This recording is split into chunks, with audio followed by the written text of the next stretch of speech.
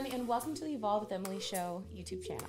The best way to support the show on this YouTube channel is to subscribe to the channel, like the video, leave a comment, and or share it with a friend. I hope that you guys enjoy this episode, and whichever way you choose to support the show, I just wanted to say from the bottom of my heart, thank you guys so much. I hope that today's message and episode brings some bit of positive change to your life. Hello, everyone, and welcome to the Evolve with Emily show. I am your host, Emily Hayden, and today we have a guest here who is a published author and speaker. He's a freedom and performance coach. Today we have Zack Blakeney on. Welcome. Thank you, Emily. It's an honor to be here with you. Yeah, I'm stoked for this. So, okay, on your Instagram account, it says that you help men go from porn addiction into peace. That's quite the statement. I feel like you're already talking about a topic that not a lot of people talk about.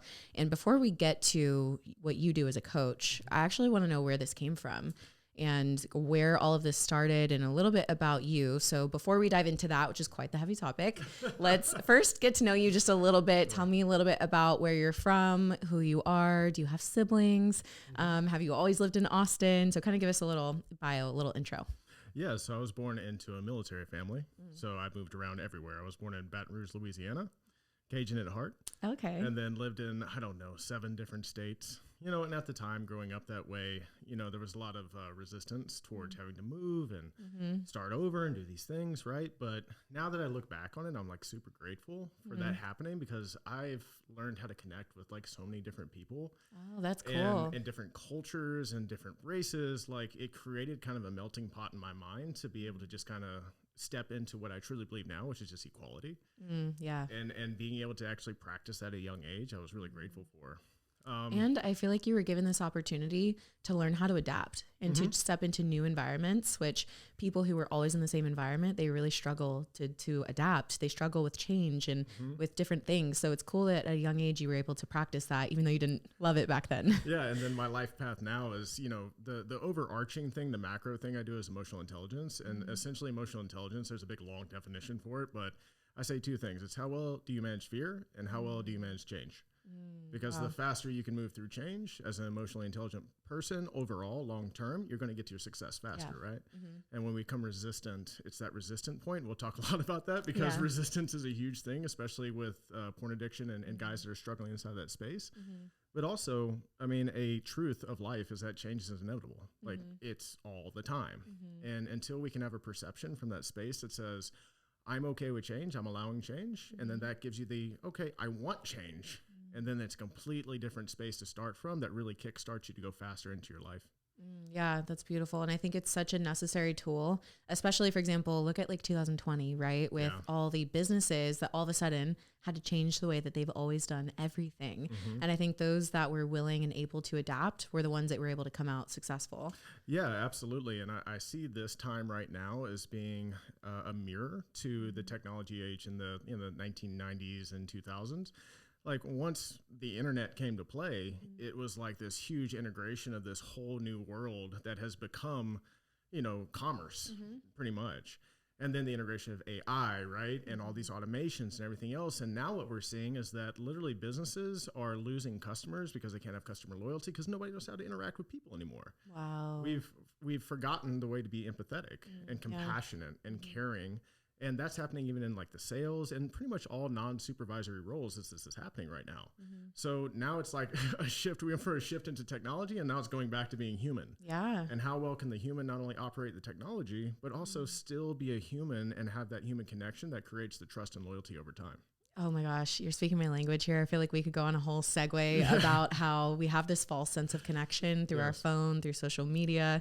We'll actually get into that later. But so I kind of got us off track a little bit. So you moved around a lot as a kid. Talk to me about moving into adult years. Did you go to college? Where did you live? And when did you end up in Austin? Yeah, so I was a three-sport star in high school, you know, basketball, baseball, football. Nice. I love baseball, so I ended up playing college baseball. Nice. Where at?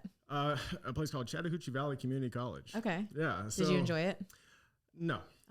But not because of I didn't enjoy the sport anymore. I created stories in my mind. I mean, the coach was a hard ass, no lie. But I was not ready to overcome challenges in that type of way. Okay. And it was very easy for me to quit things, like, and just to stop doing them, especially if it didn't like fit the story that I wanted it to be. Right. Yeah. And it was a huge limitation, but also that was intertwined with the porn addiction that started when I was 14. Oh, no way. Because what we start finding out from porn addiction is one of the symptoms is unworthiness, incapability. Really? Oh, wow. Oh yeah. Like we'll really dive into that, but Wow. like that was starting to be mapped into who I was at a very young age. And it was always something that like was like a little ball and chain kind of like holding me back from just kind of busting through and doing the thing I wanted to do. Wow. So I didn't make that connection until later on in life. I was like, oh, now I can, it's like when you're in the Matrix, like you don't know you're in the Matrix. When you get out of the Matrix, you're like, ooh, I can see all the different stuff that's going on right here. And then that's what happened through my experience. So after college, I ended up going to another college called Valdosta State. I got a bachelor's in education. I got my master's in secondary education. I graduated in 2008, 2009. I couldn't get a job, even with the master's. Like I was being told I was being overqualified because what was happening then was... Oh my gosh, I hate that reason. You're overqualified. You're telling me I'm too good for this job? Oh, it's even worse. 2008, I graduate and I go out into the world. Well, it's during the recession. So, government spending is going down. They're letting go of teachers left and right. So I'm interviewing for jobs and the principals are like, hey, we like you, but like I have a list of 30 experienced teachers that have come from other places. And one of the principals was like, look, like to be able to match up with experience, you should get your master's. I'm like, oh, okay. So I go back to get my master's and I do it in 4 semesters. Like I was like, quick with it. I come back out and then it's like, well, now we don't have the funding to pay for a master's level, salary. So we're actually looking for people in the entry form. Stop. So, I just was really frustrated by that, obviously. But like in college is where I started to become very passionate about health and fitness. Okay. Because that started your fitness journey. Yeah, I was a college baseball player. Once I quit, right, I went through depression. I gained 30 pounds. I was smoking weed and eating Taco Bell and drinking and doing all these things. And I just remember one day, and a lot of people have this experience. Like I had a picture taken of me at a party, and like I was like, I don't even know what that is. Wow. So it was just that kind of awakening that pushed me into health and fitness. I got my training certificate. I started doing personal training. And I was also doing personal training while I was still working my college job as a bartender for Longhorn. Oh, Longhorn cool. Okay. Steakhouse. Yeah. I was a bartender too. Yeah. So it was fun. But then like adult life hit. And then my general manager at the time was like, hey, you have a master's and a bachelor's in education. What do you think about becoming a manager? I'm like, oh, benefits, $40,000 a year. At the time, I'm like, oh, that's awesome. Right. So I got roped into being a restaurant manager. Okay. I actually got promoted as the youngest managing partner at 26. Nice. And then I was in that for a year. And I was like, serving steaks to people does not fill me up.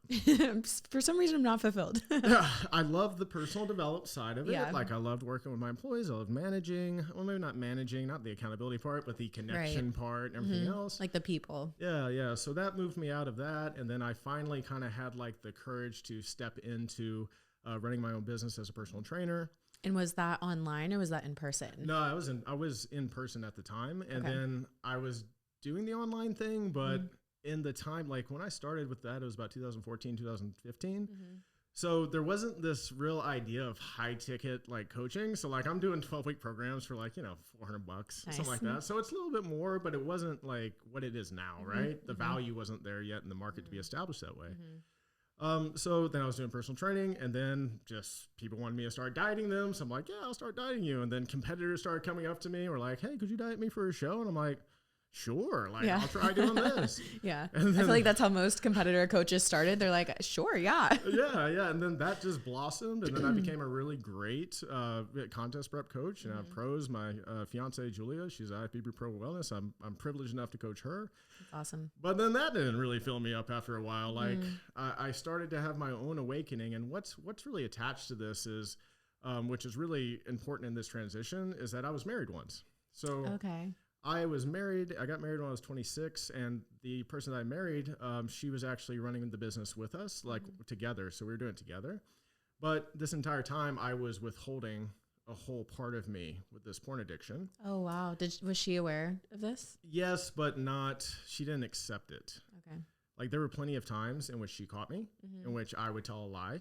And she would choose to believe the lie, even though her intuition was telling her, this is BS and everything else. So, we almost broke up, I don't know, 2 or 3 times before we got married.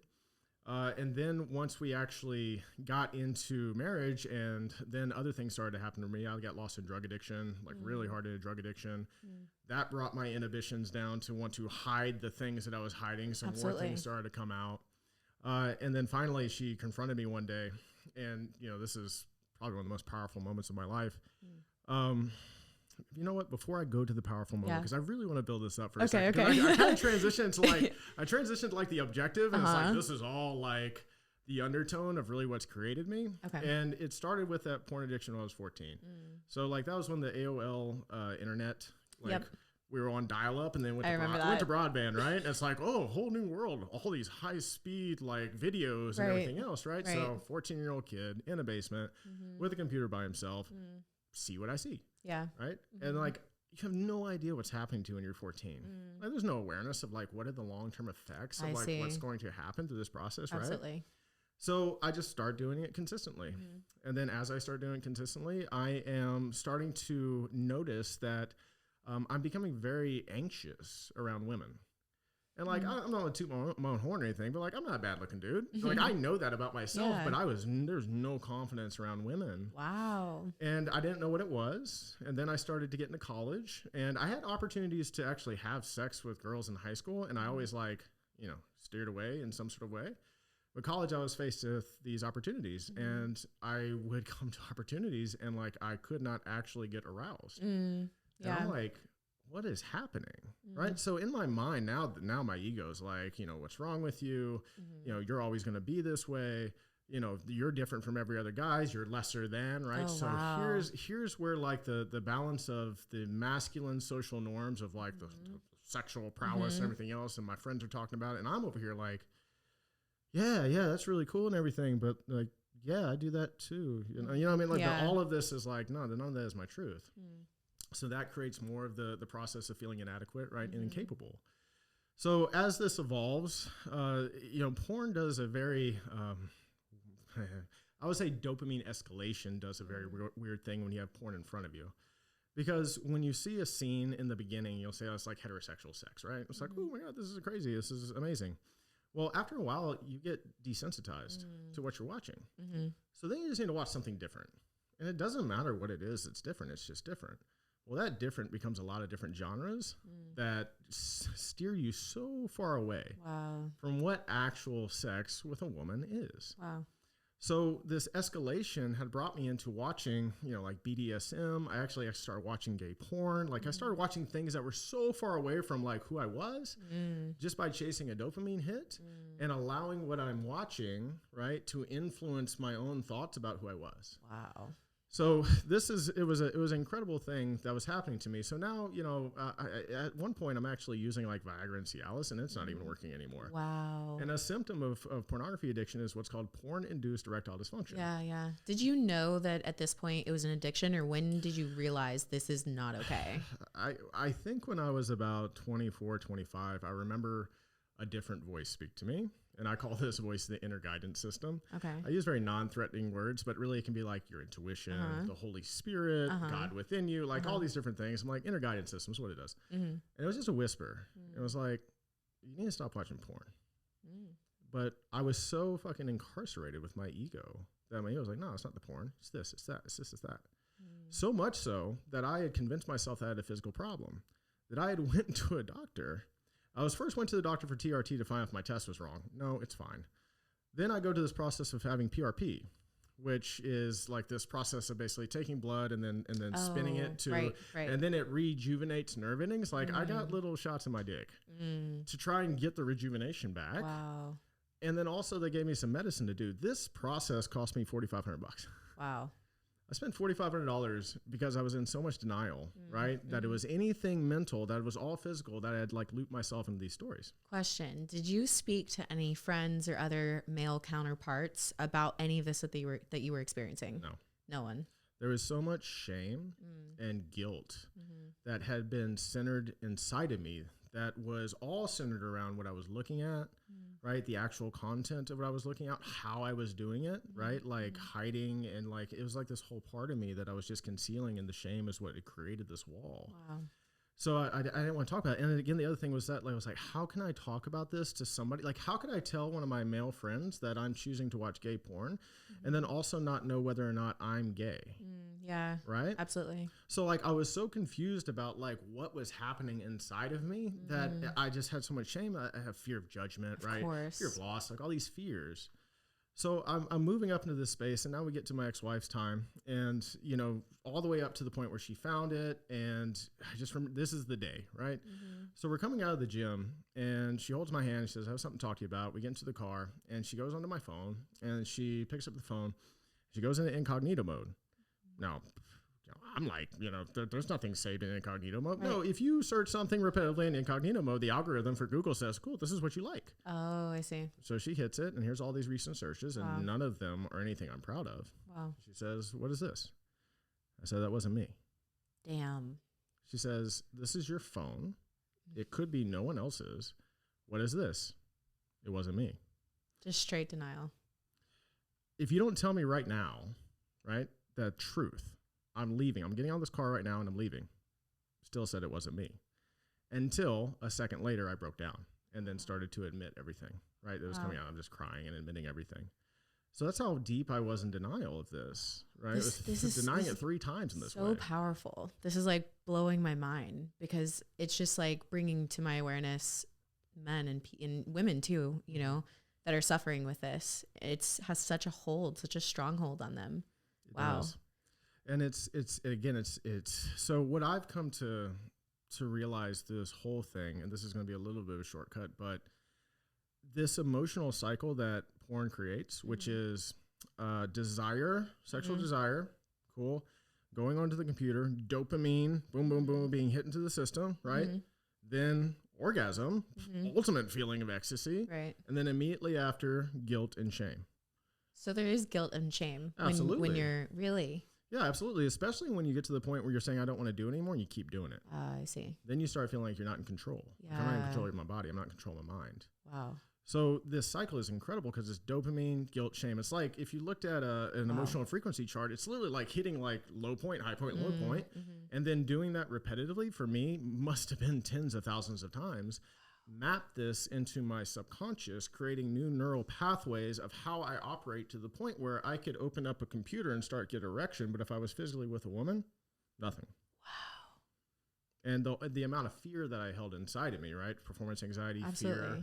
And I remember I was waking up in the morning hoping that my ex-wife didn't want to have sex with me. Wow. Out of that much fear. Even though inside, like, this is why I felt incarcerated. Inside, like, she was my wife. Like, I loved her so much, but I could not express love in the way that I wanted to. And that's I think that's the hardest thing about porn addiction is that. Ultimately, you feel like you have so much love inside of you and you just cannot express it physically. And when you can't express it physically, then the intimacy, the fear of intimacy starts going away. And then you're literally just sitting here isolated, alone, even though you're in the presence of people that you love. Oh my goodness. That sounds so, like you said, isolating, and it sounds like such a prison, like an inside prison. And it's almost like you're screaming, like wanting help, but nobody knows that you need help. Yeah, because again, all of that fear, right? Like, and everything, honestly, everything that I feared once this happened with my ex-wife finding out actually happened. I did lose her. I did lose our business. I did lose a huge friend group of mine. Wow. But what I realized through the process is that I only thought I wanted those things. Wow. Now that I've gone away from it, like literally I've stepped into like everything I could ever want in my life. And all that happened from that point were me figuring out like, if I'm going to live this life, like I'm going to live it the most authentically I can. And the first thing I had to do was figure out who I authentically am. Because I had no idea through that process. So what happened after this powerful, monumental moment where she demands that you tell the truth, you tell the truth, like kind of take us through that and take us through your efforts of like first attempting to break this addiction. Yeah. So I went to a therapist in the beginning. I went to an anxiety therapist and a sex therapist. And interestingly enough, the sex therapist we didn't even talk about the porn addiction the first time. She was like, I want you to rate yourself from 1 to 10 on an honesty scale. 1 to 10, like 10 being honest, 1 that I was like, I don't even know, 3. I was like, I don't even know if that's honest. You know what I mean? Oh, wow. But that locked up into something for me where I was like, well, honesty, right? And then I started to see a little bit more. I was like, man, I've been so dishonest about this. I've been lying about this. I've been hiding this. I've been manipulating people around me so that you only see the projection of what I want them to see, and they don't see this thing. I've been controlling people inside of that space to only see what I want them to see. So even though I had this awareness to this point, like I had to do the physical thing, which what they recommend is 90 days, nothing. And it was a really weird 90 days. So it was like 30 days of like still feeling some sort of desire to watch porn. And then the next 30 to probably, I don't know, 75, it was like I was asexual. Like there was no, yeah. And they talk about this in the reprogramming part. It's like you're wired this way. Yeah. And then like that wire is starting to erase, and then there's no new wiring because you're not doing anything from it. And you need that for your brain to literally reset. Was the first 30 days really difficult for you? And do you have any practical tools and tips for people that might be listening who are considering going on this like 30-day fast kind of thing? Is there anything that helped you with that? The only thing that helped me at the time was the willpower to not do it anymore. Like I'd experienced so much like pain from that point forward. And I also had a fear. I didn't want to lose her. Right. Yeah. And I didn't want to lose these things. Yeah. And I knew that this was kind of like D-Day, you know what I mean? Like there's no other way you could do this. Yeah. So that happened. I will say, to answer that question now, is that there's a lot of impulse strategies that I use now that I help with the guys, and we just help with anybody. And like, if you don't want to eat off diet, like you can use this. I call it the present, future, past questions. Okay. And it's simple. You have to get yes in all three. And it's presently, do I want this? In the future, after I get done doing this activity, will I be happy with myself? Yes or no? The ego can trick you to do the present and the future, but then you think about the past. When I've done this in the past, was I happy with myself afterwards? That's so good. And if you get one no, it's a no. That's so good. Oh my gosh, I'm so going to use that. Yeah. So it's a great impulse control strategy, right? And like, these are things that I created after the fact when I really started to step into, okay, how can I practically start to teach this and help others? Yeah. But at the time, like I said, it was just pain, so intense, and the desire to change came from this buildup of literally 16 years of feeling incarcerated inside of myself. That's such a long time. So after that, like day, I don't know, 75 into about month 4 or 5, then I was actually able to have sex with her without using a pill. It was like one of the first times that I had sex just naturally, and that was great. And also, I was still lying, controlling, and manipulating. Really? How? Mapped. It's mapped behavior. Oh, it's not just about that. I'm used to hiding. I'm used to lying to somebody else to make them feel like I'm better than I feel about myself. Oh my gosh. Wow. Right? Guys do this all the time. Like we posture all the time. Like, dude, how you doing? Or not even that. Now that I work with entrepreneurs, a lot of male entrepreneurs, they'll be like, how much money did you make this year? And the guy's like, well, I made $500,000 this year. And then it's then I start working with this guy, and it's like, you made $220 last year. I was like, you're never going to make $500 until you can admit that you made $220, so you can look at it subjectively. Absolutely. But yeah, it was just things like that, you know, and I was still, you know, hiding, taking pills, right? Because I was taking like Viagra and stuff like that. And my ex-wife had a judgment about that where she thought that it wasn't genuine, right? So then like I couldn't even do that. So like there was a lot of things, and God bless her really, because like me and her have a really good relationship now, because we both did like trauma healing in our own way. We had to detach to have that happen. And now she can see like the ways that she, you know, I don't want to say enabled, but contributed to the split, right? Absolutely, yeah. It's always, you know, takes two to tango, right? Yeah. So eventually, after about 9 months, it was actually the lying, the manipulating, the controlling, the no change in that behavior, and she left. So she was like, I just can't do this anymore. And there's a lot of trauma that was left over from, you know, the actual porn addiction and everything else. So once she left, I spent about a month blaming and complaining. Like, oh, really? Like victim mode style? Yeah. I mean, I was a victim of my life the entire time. Wow. You know what I mean? Wow, yeah. And then I had this moment where I was in the middle of blaming her for leaving and how she could give up on me and stuff like that. And I said to myself, well, what would happen if you took 100% responsibility for what you're blaming about right now? It's the first time I ever thought about that. And right when I did that, it was like a whole new vision like unlocked for me of like a path that I hadn't seen before. Okay, this was just a thought in your head that came up? Yeah. That's wild.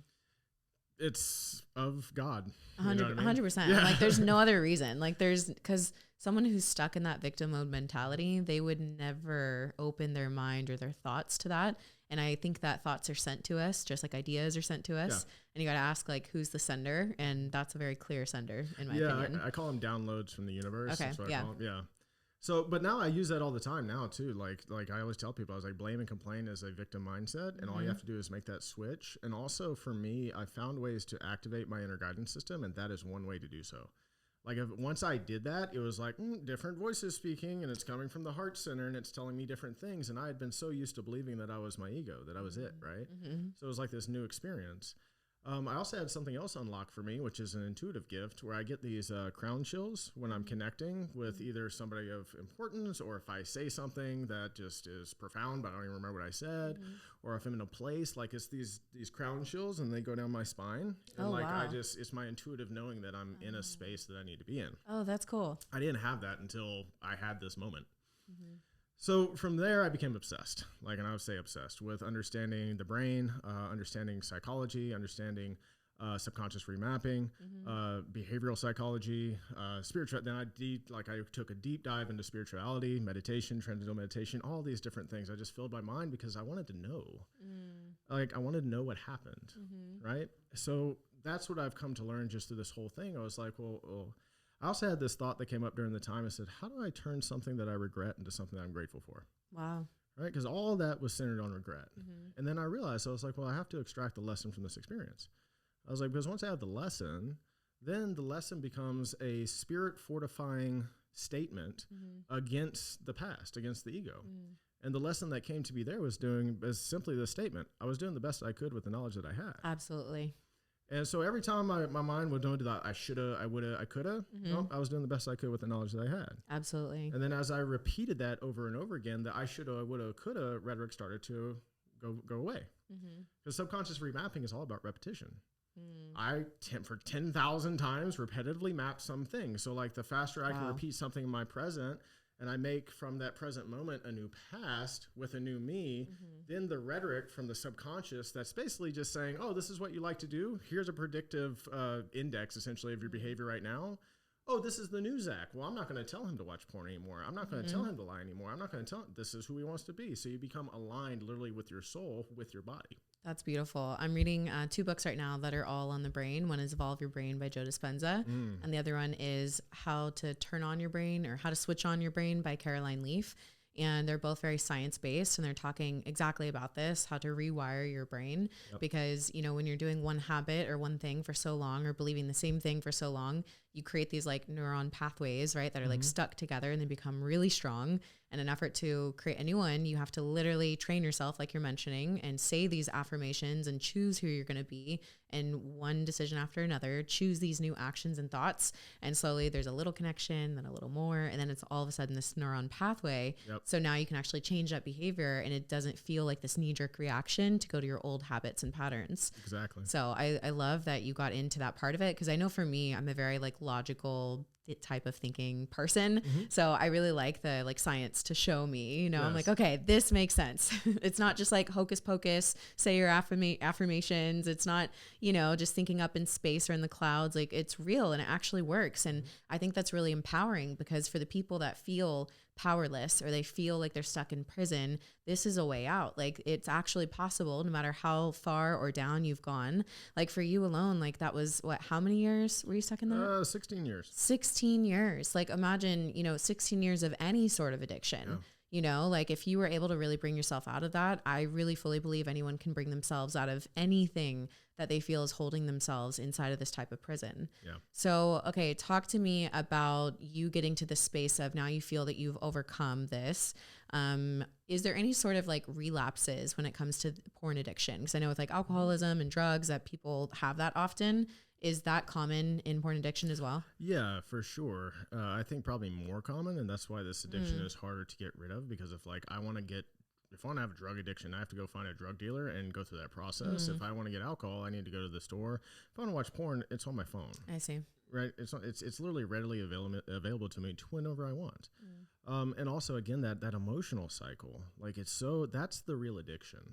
That's how we're me and my team are actually really helping these guys walk away from addiction altogether. Because when we can start to focus on the emotional cycle, if you still, what happens is, okay, I feel stress and anxiety in my present moment.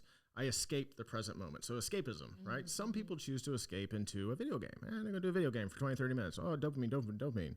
Then they get off and they feel guilty. You're like, oh crap, I was supposed to be doing this thing. Totally. And then they don't feel good enough. Shame, right? So if we don't start addressing the emotional cycle, then I can pull out porn and put drugs. I can pull out drugs and put alcohol. I can pull out alcohol and I can put a phone, right? Yeah. So that's where like I try and tell guys that are inside of this. I was like, I went through the 12-step process. And they start with, hi, I'm Zach. I'm a sex addict.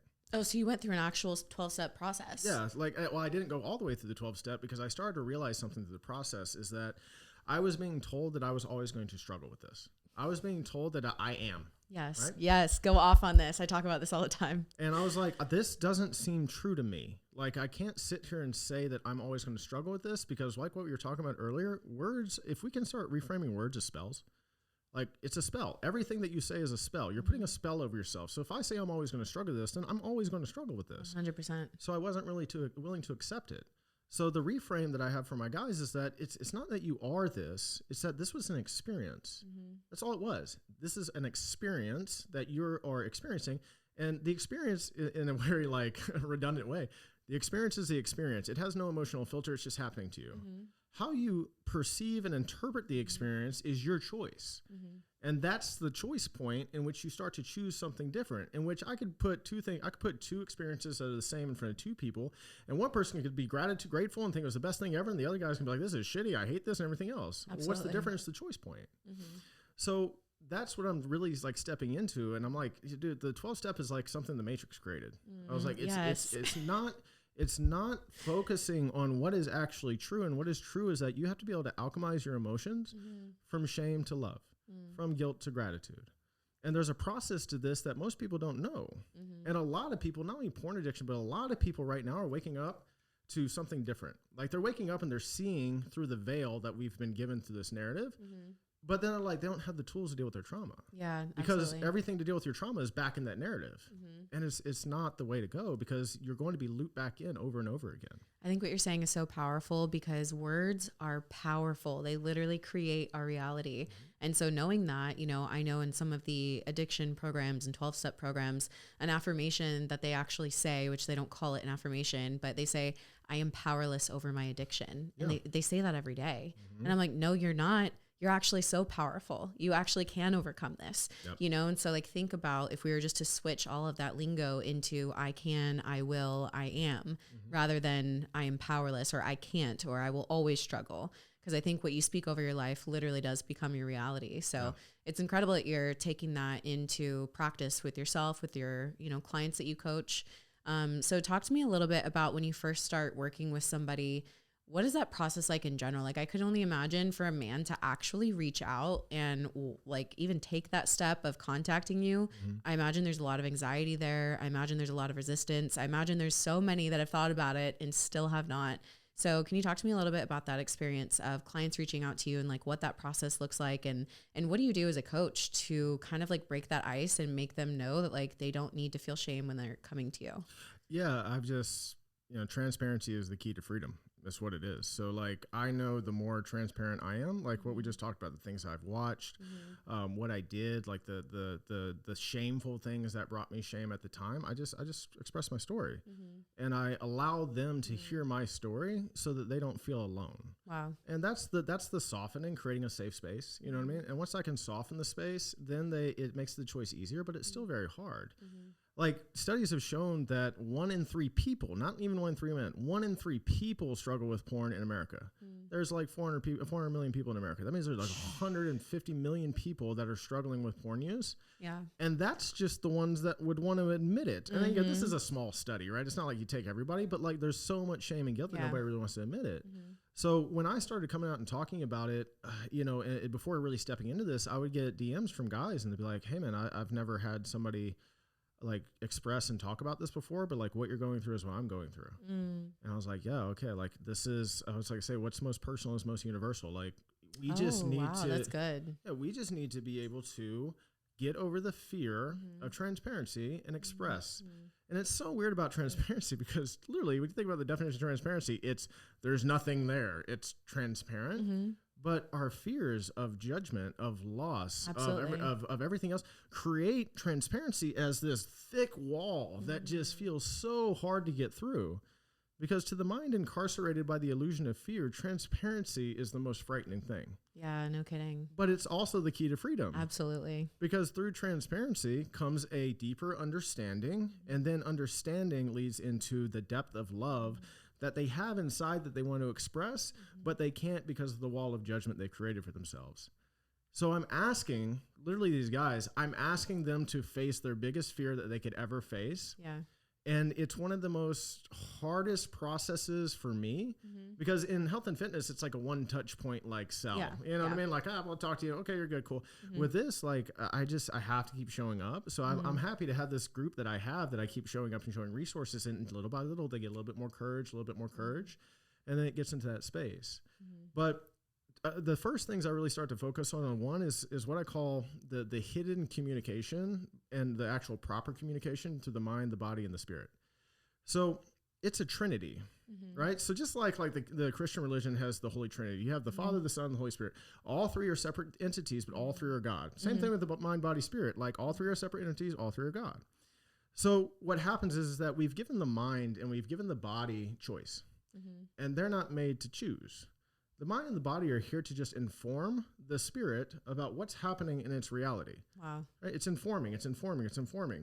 And then the spirit chooses, this thing's happening over here. How do you want to respond?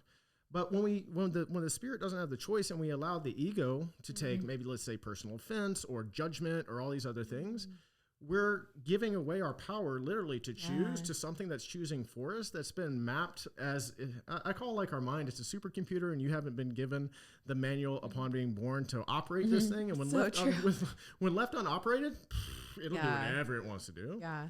And the mind by nature is impulsive. Like, I want this, I want this, I want this, I want this. The body by nature is comfortable. It's comfort. So now you've got an impulsive thing and a comfort thing that you're giving control, and you're just spinning. You're just going to be in a hamster wheel. So I try and get them to realize that, like, the communication, a very, very easy tricking, or a very easy way to trick it is, instead of saying my body, say the body. Instead of my mind, the mind. Because once we say my, I feel shame, right? I feel shame. I attach my identity to it. Ooh, now it intensifies. But if I say the body feels shame, that gives me just a little bit of clearance to be inquisitive. Okay, why am I feeling this way? You can be objective about it. Yeah, and then it's being the observer. Why am I feeling this way? And like, how can I operate in a way that I can literally alchemize this into something in which I want to show up the right way? So what I'm talking about when I say alchemizing shame and shame into love is that people, unfortunately, we see shame as like just darkness. Like it's all darkness, right? Yeah. But it's not. The story is, it might be dark to you, but the emotion of shame, it's a signal. It's a light in the middle of the darkness. And it's saying, the body's literally telling you, hey, you feel a certain way, come explore.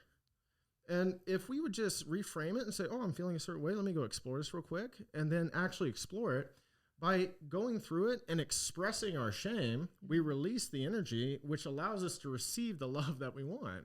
I've never heard shame expressed that way. Wow, that's actually beautiful. Thank you. Wow. Because I've only seen it as darkness, to be honest. Like, and in any time I've experienced it, it's felt dark. So realizing, hey, this is actually a light in the darkness to tell you what's going, that's really cool. Yeah. So that signal, again, it's there. And shame and guilt are not bad emotions. They're powerful emotions. They're not bad emotions. Literally, what happens is that our mind doesn't want to take responsibility for our shame or our guilt. So what we do, the mind does this tricky thing where it projects, and it projects the guilt out. It projects the shame out, and judges through other people that way. Oh, they're not as good as they can be. They're probably not doing all this stuff. And temporarily, we feel good. Like that, the mind feels like it's taking action. But what happens? Well, you wake up the next day and you still feel shame and guilt, and then you project it out. You wake up the next day, you still feel shame and guilt. You're waking up the same day because the mind is literally tricking you as you're projecting it out. The mind is concealing it from yourself to not take responsibility and not look at it. So the key is that, okay, if we can turn around, we start expressing the shame and we get it out. It's not that it's about eradicating it, but once you get it away, you open up and expand to love. And there's one thing, like I want to say this, I love Tony Robbins, but I watch what he preaches. You can have a beautiful life and love and all these sort of things. And the man has changed so many people's worlds, you know what I mean? But to get to that point, you have to go through your own suffering first. Absolutely, yeah. Yeah, you have to address what's there. So you sit in this duality of wanting this beautiful life and wanting these things, And then not like, why can't I have this? Why can't I have this? Well, you're avoiding the thing that you need to go through to be able to get there. A lot of people don't want to go through it. And a lot of people don't want to heal. They may even say that they want to heal, but when it comes down to taking action and really following through with working on their healing, which consists of being honest with yourself, accepting responsibility, looking at the not so nice parts of yourself, a lot of people reject to do that. Like they fail to do it and they reject it fully. Yeah. And that's what I call the resistance point. So either transparency is a resistance point, or like what I call like the 3 keys to healing or even speed is acceptance, understanding, forgiving, right? And acceptance is the resistance point. You will deny. And as you deny, as I experienced, I continue to experience my shame, my suffering. Until you can just say, okay, I admit it or I accept it. Once you accept it, oh my God, like it just opens up this whole new world of like, oh, okay, now I can see clearly. And now I want to know why. And then that's the understanding phase. Like it's very important to actually start to go back and extract lessons.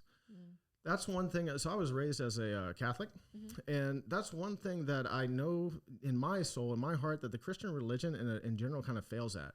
They say, when you sin, go ask for forgiveness. There's no middle point.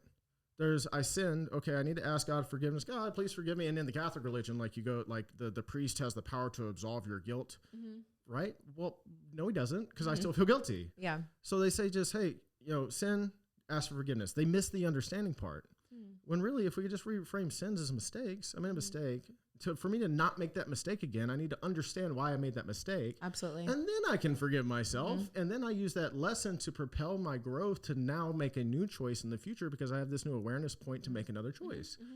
But people get looped into the same patterns because they have no awareness of like what's causing the pattern. And that is the lesson to extract. And as we build those lessons, you build yourself. Yeah. And I think self-awareness there is crucial, right? And I think if people don't have self-awareness, they'll keep repeating the same patterns, playing this victim mentality, playing this victim card of like, I'm always the victim of every circumstance, simply because they lack the self-awareness or the ability to take responsibility and actually look at, hey, okay, like you mentioned, like, what if I took responsibility for all of this that was happening? What would that look like? Yeah. I think that's a really powerful thing to ask, because it can help you go from in the same cycles, stuck in the same patterns, to a potential new life, a potential new way to experience life and relationships and more love and more consciousness than you've ever had. And I think that is the pathway to love and to freedom. And I think it's so important that people work on that. What do you feel is something that can help somebody who is struggling with their self-awareness? Well, I think the first thing to actually do is to be able to focus on, and like I was on, the blame and complain, because that is like the outward thing that you're doing that's deflecting, looking inward. So if you could be really conscious about what you're complaining and blaming about, you'll find out inside of what you're complaining about is the thing that you're complaining about within yourself. Wow. And then if you could just look at that in yourself, oh, I'm complaining about this thing, but it's me. Okay, how can I fix this thing? And then you can start to make some change. But it's the unconscious being victimized by our experience, being victimized by all these different things. Even people saying that I don't have time. I'm like, you realize you're saying you're being a victim of time? Like, that's so good. You're a victim of time. I love it. That's so true. I'm like, what are we doing here? Like, that's how far you are plugged into something that isn't real. Wow. And again, this all has to do with the social conditioning of everything that's happened up to this point. And so many people are waking up to something different. So if you are waking up to a point where you're like, okay, I think everything I've ever believed needs to be put in question, find somebody that can help you through that. Because the most valuable thing, and I tell the guys all the time, the most valuable thing you can give somebody else is a non-biased reflection. That is like that is infinitely valuable, and people don't realize how valuable that is. Yeah, and I always say I think one of the most important and valuable things is truth spoken in love, right? I think you can be loving as you speak truth, even if it's hard truth.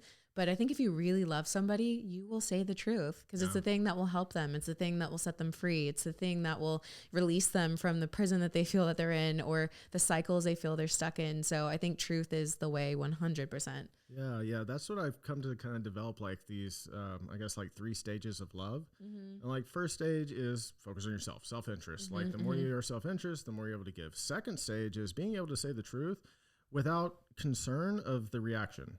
Knowing that I might tell you the truth and you might not take it well, but because honestly, I know myself enough that you're going to get personally offended. why are you getting personally offended? That would be another thing for self-awareness. Whatever you're getting personally offended about, it's triggering something that you already have been telling yourself. Wow. So you're either going to resist it or get angry. And the only reason why you're getting angry is because you're deflecting out, not wanting to take responsibility. So the third level is something that I do with my clients, which is, look, if you're not going to take action on the things I'm telling you to take action on, I'm going to stop the relationship. I'm going to let you go. For the same reason that when my wife left me, I couldn't see myself in the relationship. I couldn't see what she was telling me I was being, these things, controlling, lying, manipulating. I was denying it. I couldn't see it. Not until that energetic tie was cut and I had nobody to blame and nothing to distract me from, was I able to say, okay, this is real, and I was doing these things. Wow. So you actually needed that complete cut in order to realize and see what and who you actually were. And I see that all the time now with my clients that I not many of them that I need to let them go, but when I do let them go, I've gotten a text from a guy a month and a half later, and he was like, hey man, he went to a therapist from there, which I was so happy for. And he was like, thank you so much for like really saying the things that you need to tell me. At the time, I know I got angry, I know I got frustrated, but like I see why you told me those things. That's cool. That has to be rewarding. Exactly. So I know in my mind, as painful as it might be to sever it, I know that if it's the way for them to wake up just by severing that energetic connection. Wow. Okay, so I want to transition a little bit and get back to the porn conversation because porn is so normalized today. So I want to talk about the normalization of porn and just what your thoughts are on it, because especially in like conversations and with people and guys, it's so normal and accepted. And what are your thoughts on that? Yeah, so the way I see porn is one, it's always on the user, right? So first of all, choice on the user for porn. You can put anything out in the public and ultimately it's on them. Now the porn industry in general there are a lot of evil components. Like there's a charity that I donate to and it's all about child and sex trafficking. And you find out that like the child and sex trafficking ring is being funded mostly by porn.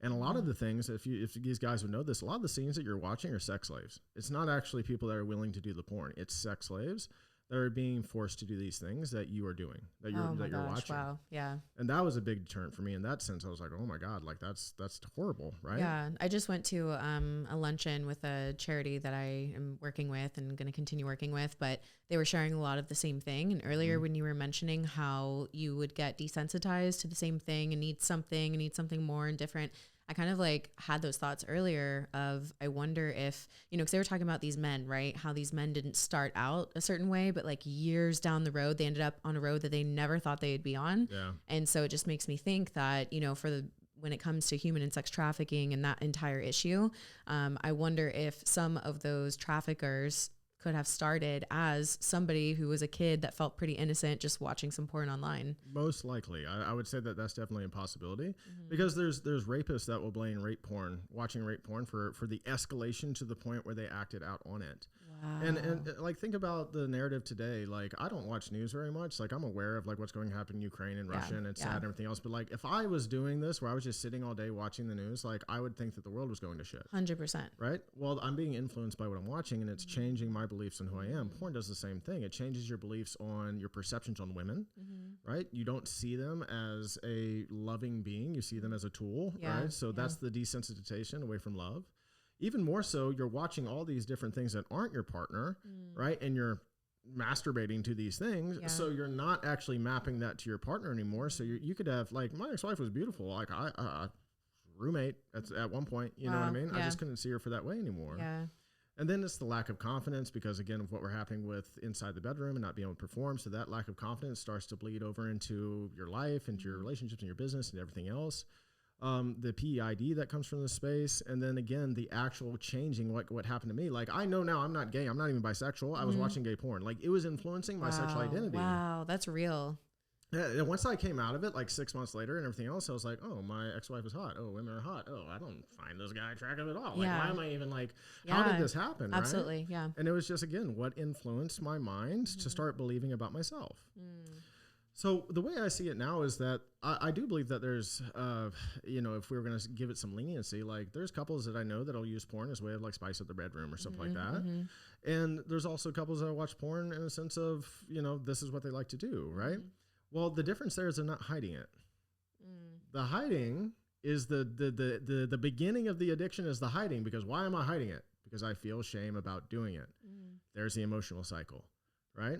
So transparency wise, like, hey, if you and your partner are cool with doing that and literally like y'all are fine and everything's going great, then great, you know? Now, again, what I just told you about, it could be you're watching a sex life, like you might want to consider that inside of that space. Right, that's real. But my best friend, Sonny, I mean, he had an OnlyFans for a short time. He watched porn. He has done that his entire life, and he's a sexual king prowess. Like, he has no it didn't affect him the way that I did because his mental configuration around what was happening was not mine. Yeah, that makes sense. Right? So it is still very personal, but there's a lot of things that are very similar. Yeah. So when I look at it now, I always, and this is what I tell the guys too, because the guys want to use the porn industry as an enemy. I'm like, it's not the porn industry. You're still doing the same thing. You're still blaming something when it was your responsibility to choose to watch it. So we need to look at why you're choosing and start figuring out how we're going to choose something different. Yeah. Right. And it's really that power of choice. Yeah. What do you say to the people that are listening right now, especially the men that are struggling with this and they've been like listening and resonating with this entire thing and they can't imagine a life without porn? Like, what do you say to that? Yeah, what I'll tell you is that then you're not going to be able to live the life of fulfillment that you're looking to live. This life of fulfillment, joy, and love is always going to be a dream. It's always going to be something that you're chasing after without the realization that you already have it. You just need to reveal it from within you. You know, I like to say, like, we can free people from the inside out. That's how you get free. You get free by learning to dissolve judgment to only one judgment, which is this serving me or is this not serving me? If you can live your life that way, you will constantly be on the guided, like on the path that you need to be. And then a lot of trust and patience comes inside of that. But when you're literally fighting yourself doing something, because I imagine anybody that's listening, that's a guy, you probably have been feeling guilty about doing this. And again, unless it's different, you're transparent about it. But if you're that person that's hiding it, and then I want you to look around and I want to see how your relationship is. Are you getting everything out of your relationship that you want?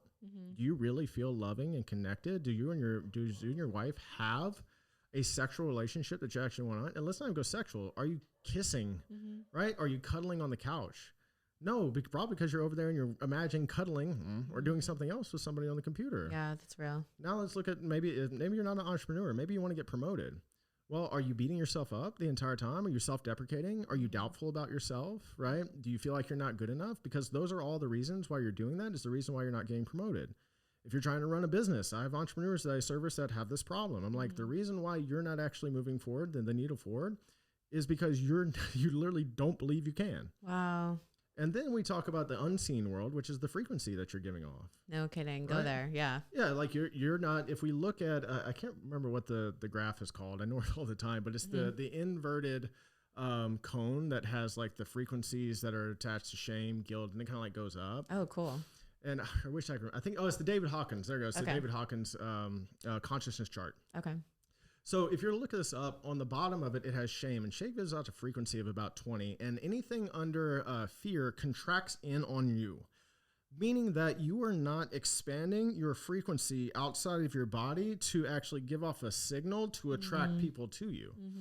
Love, on the other hand, has a frequency of 500. Wow. And they've actually measured this in studies that shows that love will expand in frequency up to 6 feet outside of the human body when you're actually emitting love. This is the law of attraction. So when you are emitting love, people want love, right? Everybody wants love and understanding. So you start attracting people to you. And in building a business, as you know, is one of the most important things is that when you step into your purpose, like it's like, oh, these people are just coming to me. Absolutely. Like, oh, and you just had faith that it was going to happen. So when you're missing that level of attraction in the unseen world, which it's my belief that everything we see is not actually the real world. Everything that we don't see is actually where everything happens, right, on this ethereal plane. So if you want to keep operating in the matrix, you're going to be disappointed. If you learn how to actually realize that everything you see isn't real and everything that is unseen is all about your emotional frequency, your belief in yourself, and the expansion of your soul, you will be surprised and eventually not surprised about how things start coming into your life in that way. Absolutely. And then I feel like it just shapes and molds how you show up in the world, right? Because when you understand that, again, it's very empowering to realize you can live a beautiful, fulfilling, satisfying, happy life. It's not that bad things don't ever happen or that we don't struggle or have bad days, but there's a whole different life available to those that are willing to tap into what's actually there. And I agree. I think the unseen world is actually what is the real world. Yeah, and like what you're just talking about there, like, and when I said it's not about eradicating shame and guilt, right? I felt it the other day. I was sitting across from a peer, and me and him are like, in tune and both very like, we're talking about scientific study and like a theory. And I shared my theory, and he was like, "Well, to be honest with you, man, like this study doesn't really support that theory." Immediately, my mind rejects it, right? Nah, that's not right, blah, blah, blah. Because I'm used to being right. Like, I'll just say that. Like, I'm a coach. I'm used to being at where I'm at in an authoritative leadership position, right? So my mind rejects it. My body feels shame. Ooh, I'm not as good as I think I am. And then my soul says, hey, man, it's okay to not know anything. It's okay to not know everything. Like, this is an opportunity to learn. Just listen and learn. So I sit there for 20 seconds, and I have this eat shit look on my face. And then that's how I responded. I was like, hey, man, thank you for letting me know this. Like, this really helps me, and I'm really happy to learn from this. He was like, dude, I thought you were going to, like, blow up on me because you had this eat shit look on your face. I was like, well, I was processing. That's my natural body reaction, but like I know what's true to me and how I want to respond, right? Yeah. And that's what I mean about alchemizing shame. Like I didn't attach to it. I just sat and thought about it, and it was a powerful emotion to get me to transform and realize that this is an opportunity to learn and grow rather than to reject and get personally offended and come back at it, right? And that's what I say. So it's not about eradicating. It's about learning how to just transform it and use it in a way that actually pushes you forward. I love that you just, again, it's so on brand with you, but that you just so transparently showed even a moment that you had recently. And I think something that I realized is for a while, I got really kind of just comfortable in being really good at what I do, right? Whether it's like competing or coaching, mentoring, whatever it is. And I realized that it had been a while since I was a beginner. And I was like, I need to go be a beginner at something because I need that like humble, teachable spirit to be alive within me. And I feel that I do my best to always keep that. But I think when you're actually experiencing it on a experiential basis, like you're actually going to make sure that you ingrain that inside of yourself. And man, it felt really good to go in there and be like, wow, I know nothing, like trying a new class, whether it's like cycling or jiu-jitsu or just something that's like completely out of your element where you feel uncomfortable. And I'm like, okay, this is perfect. This is where I need to be. Yeah. To me, that's the perfect duality of growth, which is being proud of what you know and realizing that you don't know anything. Like if you can sit in that duality, you will constantly move forward. I swear the more that I learn and grow and the more conscious I become and, even the more I go down into my spirituality, I'm like, I know nothing. Like I'm confident of these very few things, but besides that, it's endless. Like the possibilities I think are endless. And I love that you keep referring to the Matrix because I feel like, I do this like Monday message series on my podcast where every Monday I share a new message of the day. And I feel like that is like my intention to help people break free from the Matrix. And so every Monday I release a new like breaking the Matrix message. Yeah. That's why I went and called my program the Red Pill Method. Okay. I was just going to ask about that. Yep, what is the Red Pill Method? Yeah. So the Red Pill is actually the program in which we say we're going to transform porn addiction into peace, purpose, and prosperity. And we don't focus a lot on really porn addiction inside of it. It's literally about unlocking your spirit, unlocking who you are, and doing the inner work to be able to do so. Because I realized that's what made me have the choice. That's what gave me the choice. That like, I realize who I am. And one of the most powerful things we do, I call it the Invincible Shield, which is defining clearly 7 areas of your life and creating clear definitions of them. And it's like creating your own box of expectations, right? Because one of the problems is that like you're born and your parents put their expectations on you, and then their teachers put the expectations, and then your college professor and your friends and all these different things. And you go into adulthood and like you've never created anything. You're just reacting to what everybody else wants you to do. And those reactions is what lead us astray. So like when we can define and create your own box of who you are, it's the first point in which you can start authentically creating from that. That's beautiful. Right? Okay, what are some modalities that you personally have used or used with your clients to help them become in touch with their spirit, especially at the beginning when they're very ego, very like, physical world reality? How do they start to like know who their spirit is? Yeah, so I have my own personal beliefs, and I believe in unity consciousness. So I believe if like literally this is all God, everything we see is God, you're God, I'm God, it's just all God. There's a lot of benefits to that, but I have that belief, and then I take where they are in their spiritual life, right? And I just kind of like bridge gap the best I can without like saying, this is what I believe and this is what you can do. Like if somebody's Christian or something like that, I'll be like, cool, like let's look at Jesus's teachings and like how really the feminine energy, how much it's about compassion, loving, and forgiveness. And then this is something that you aspire to be. Do you feel like you're being compassionate, loving, and forgiving inside of yourself? Beautiful. That's beautiful. So I start bridging those type of things, and then I try and bring them to a place of what I consider to be a conscious truth in between it. One of the things, like, we're looking at judgment, for instance, like, if I can get them to realize that when you judge somebody on the outside or you're judging yourself, there's only two outcomes, innocent or guilty, right? And most of the time when you're judging yourself, it's always guilty. Like, there's no innocence to it. Yeah. I was like, but what we're really doing is by judging ourselves, we are feeling like it's effective because it's changed our behavior in some sort of way. So then we judge somebody else because we've judged ourselves as being bad. We judge somebody else as being bad. And all we're trying to do is attempting to equalize the situation. Oh, wow. So if I can, I start from a place of equality with them too. I say, hey, I don't see me as being better than you. I don't see me, I see you as being an other self. Like, you're an extension of me. You have an entire amount of expertise that if I was in front of you and wanting to learn those things, you could teach those from me. So it's about creating, these are processes that I do to create literally a safe space where they don't feel like I'm like, you know what I mean? I'm speaking to you on the same plane. Absolutely. And then the stories allow them to unlock the stories of themselves. And then once I have the stories, I can get them to align with truth and find the lesson. And then one of the more powerful things I do that's really easy, I always say I can change your life with a sticky note. We find the lessons, and then I have them write them on sticky notes, and they put them in danger zones. A danger zone would be on their laptop, right? A danger zone, actually, a lot of danger zones are while we're driving because we might start fantasizing. Oh, really? Yeah, so it just brings you back to, oh, wait, no, this is what I believe about myself. This is what I believe about myself. And then that's a subconscious remapping that keeps going. And then it is about teaching them a little bit more of like the 7 areas that I talk about. One of them is finding out what their purpose is. Okay.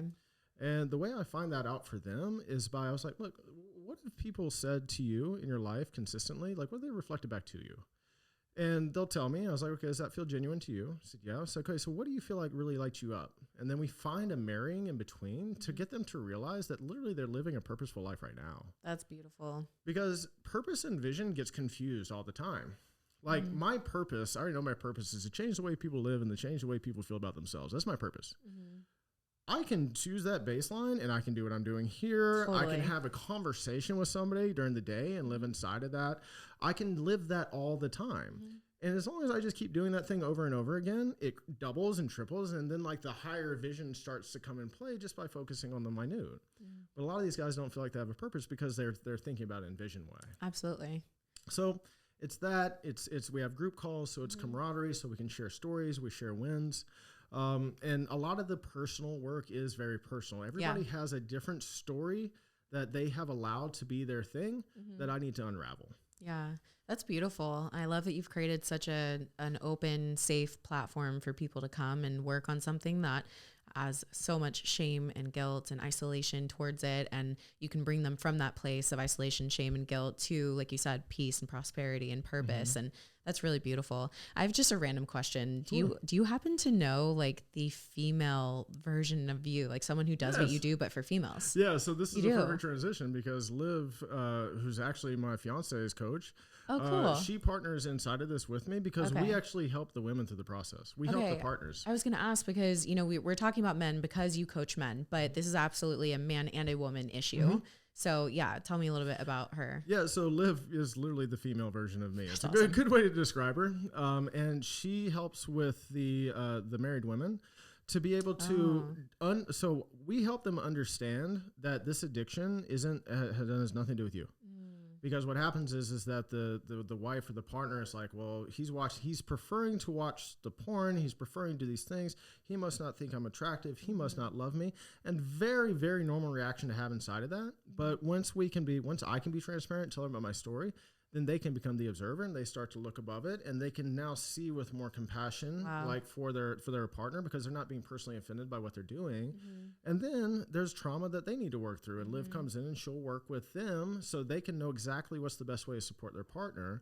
So then it's not only about feeling the porn addiction, but it's also about, trying to do our best. I don't like using the word save, but it's a way to say it. Just kind of like save their relationship. Yeah. But there are relationships that we can find that maybe you find out about yourself and you guys find out that this relationship was a codependent relationship and you guys are really not what you want to be. Absolutely. What the biggest thing I describe, not to use some things like companies and stuff here. Yeah, go ahead.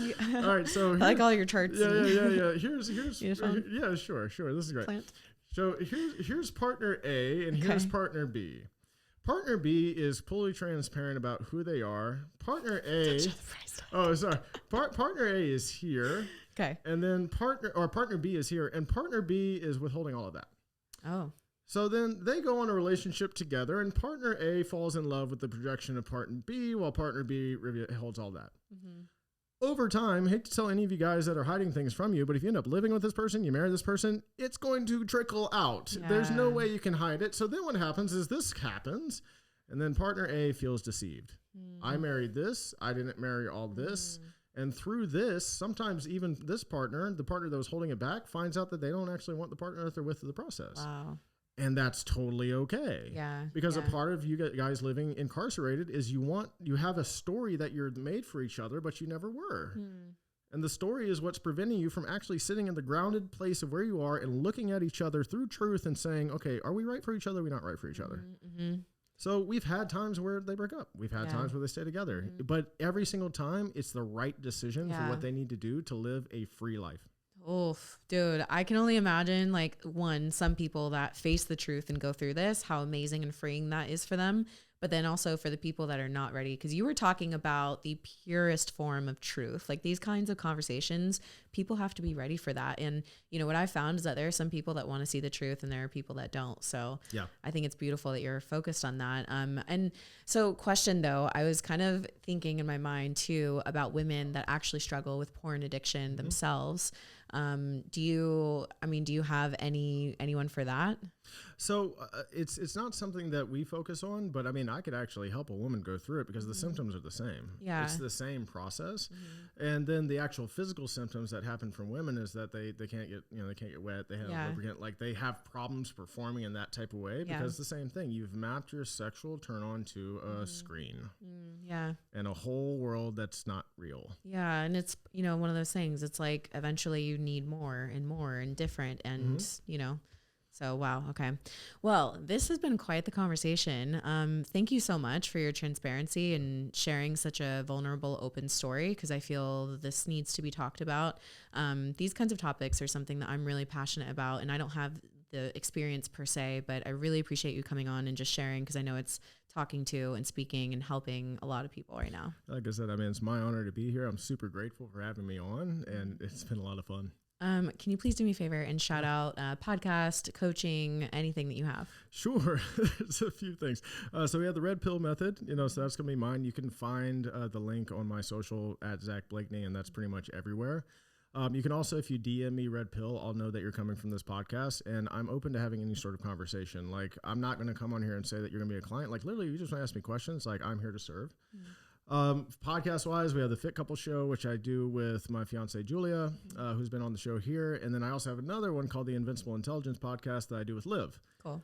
So the duality is the Fit Couple Show, a lot of fitness, and then the Invincible Intelligence is anywhere between emotional intelligence, performance-based, spirituality. It's a lot of that. Cool. Yeah, and that's kind of the main things. I still coach bodybuilders, but I'll tell you guys that there are a lot more better qualified coaches inside the bodybuilding space that are passionate about what they do. Right. Go there. Yeah.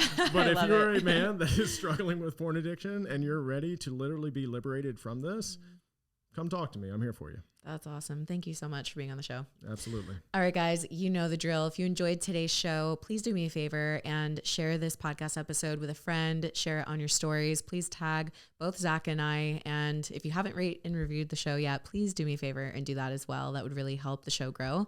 And if you know somebody that really needs to hear this message, feel free to send it to them. Hopefully it will be the thing that starts their pathway to freedom. Thank you guys again, and I'll see you in another episode of Evolve with Emily.